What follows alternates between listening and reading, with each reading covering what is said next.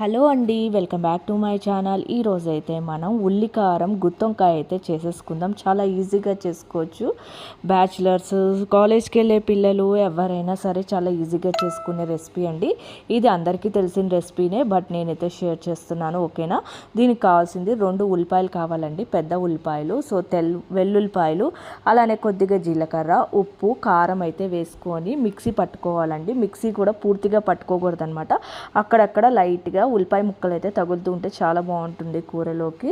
So ఇవి paste ఆడేసుకోవాలండి. ఓకేనా? చూడండి పేస్ట్ ఎలా ఆడుకున్నానో నేను. కొద్దిగా అక్కడ నాకు ఉల్లిపాయలు అయితే ఉన్నాయన్నమాట. సో ఈ లోపల వంకాయలు నీట్గా కడిగేసుకొని వంకాయ లోపల పుచ్చులు ఏమైనా ఉన్నాయో లేవో చూసుకొని ఈ స్టఫింగ్ అయితే పెట్టేసుకోవాలండి. ఈ స్టఫ్ పెట్టేసుకోండి. ఈ లోపల బాండీలో కొద్దిగా నూనె పోసి ఈ వంకాయలన్నీ కూడా పెట్టేసుకోవాలండి.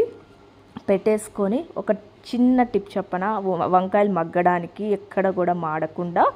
సో దీని మీద ఒక ప్లేట్ పెట్టి దాని మీద వాటర్ పోసేసేసి సిమ్లో పెట్టి మనం కనుక ఒక 10 నిమిషాలు ఉడికించుకుంటే వంకాయలు చాలా మెత్తగా ఉడికిపోతాయండి, ఎక్కడ కూడా మీకు మాడవన్నమాట. సో ఇంకా మిగతా పేస్ట్ ఉంటుంది కదా, అది కూడా కొద్దిగా మగ్గాక ఈ పేస్ట్ కూడా వేసేసుకొని ఇంకా ఒక 10 నిమిషాలు ఉడికించుకుంటే ఎంతో టేస్టీ అయిన ఉల్లికారం గుత్తొంకాయ అయితే రెడీ అయిపోతుంది. చాలా ఈజీగా చేసుకోవచ్చు అండ్ యమ్మీ రెసిపీ అండి. అసలు వంకాయ టేస్ట్ బట్ ఇలా డిఫరెంట్గా చేసుకుంటే ఇంకా టేస్ట్ అయితే వస్తుందన్నమాట.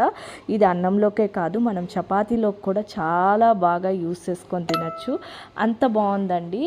సో మీరు కూడా ట్రై చేసేయండి. ఎలా ఉందో కామెంట్ సెక్షన్లో అయితే కామెంట్ చేయండి ఎలా ఉందో. ఓకేనా?